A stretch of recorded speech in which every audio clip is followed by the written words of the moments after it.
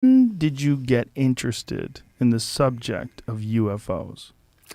That happened at a surprisingly early age. I was 7 years old at a boarding school, and the principal of the school, a friend of his, had photographed video, an old reel-to-reel Kodak movie camera, had taken a home movie of a video of a UFO flying in beautiful blue skies, cumulus clouds, huge golden disc that comes into the picture and banks, goes into a cloud, and it disappears into this sort of wispy cloud in a way that would be very, very hard, I think, to fake somehow, particularly in those days with no computer-generated imagery. And it comes out the other side and then sort of goes off over the horizon.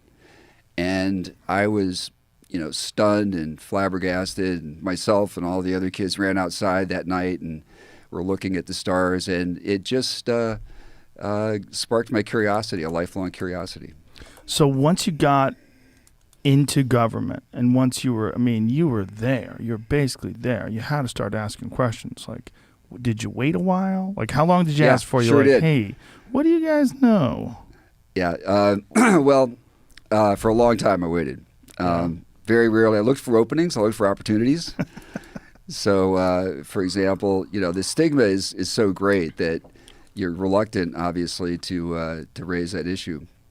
A couple times there were some natural opportunities. So one of my colleagues on the Intelligence Committee was going to Hawaii for some oversight trips, meetings, and he went to the Maui Space Optical Tracking Facility. And I said to him, while you're there, why don't you just check and see, do they ever see anything weird they can't explain and so forth? So he did, and Pete called me up and said, hey, you wouldn't believe this. I've got this videotape here, and it shows these weird things. And so I talked to the Air Force people. They sent the tape to us. Turns out it was totally unclassified.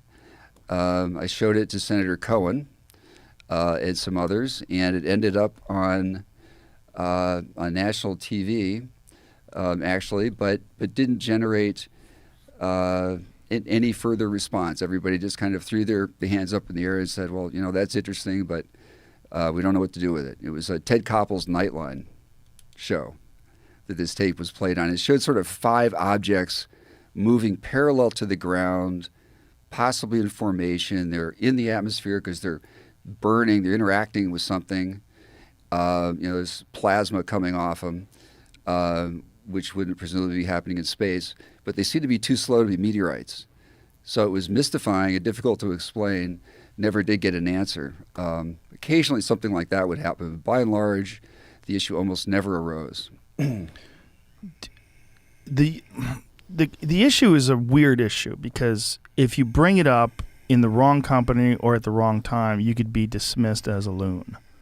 Did you feel that when you were there, like as a person who had a budding interest in unidentified flying objects and what have you?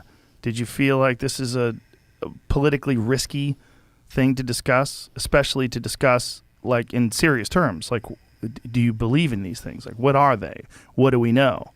Was that an issue? Absolutely. I concealed my interest in the topic for years and very carefully, and confided to a few trustworthy friends. Had a few heart-to-heart talks with a couple individuals when I found a fellow traveler who was interested in this topic. But by and large, absolutely wanted to conceal that and not reveal that. Did you know Clinton? No, I did not. He would be the guy that I would go to.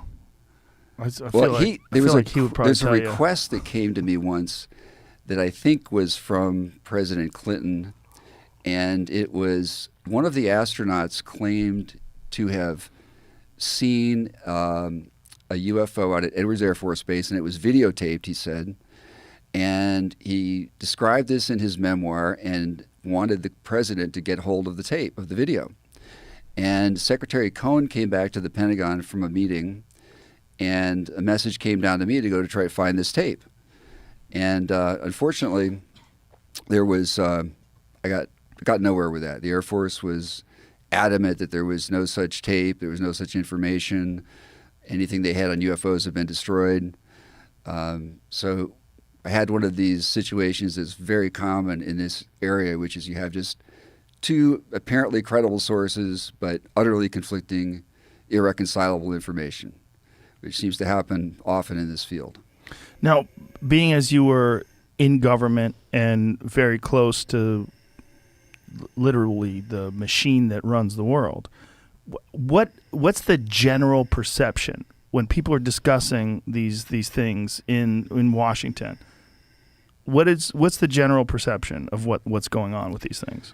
Well, I'm happy to say that it's changed. That perception has changed considerably in the last few years. People feel like they have permission to talk about it. When do you think this happened? This happened after the New York Times article and subsequent press beginning in 2017, December 2017.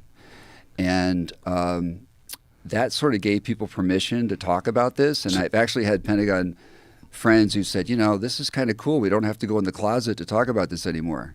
What do you think kept it in the closet before? Like, when did the stigma start? And do you think this was like intentionally sort of set up this way?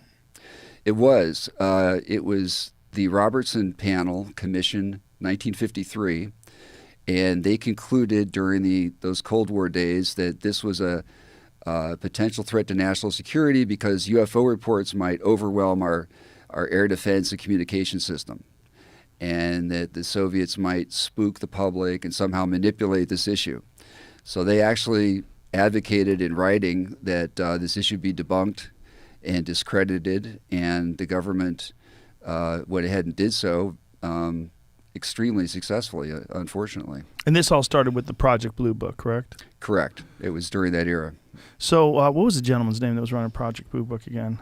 Well, there were different people. The guy who went on. The astronomer, Alan Hynek? Hynek. Yeah. And Hynek went on to become a believer. So he started debunking and was told, essentially, the way he reported it was that he was told to kind of debunk every single case.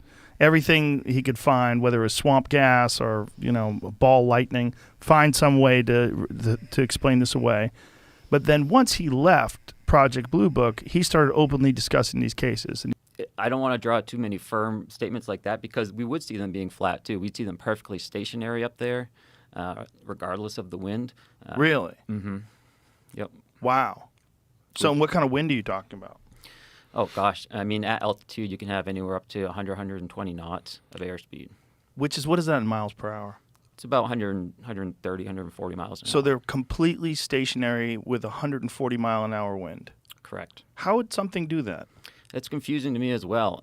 Even if we had something that could just burn that much energy, right? Like if you had a sphere surrounded by little rockets, right? Just imagining something right now.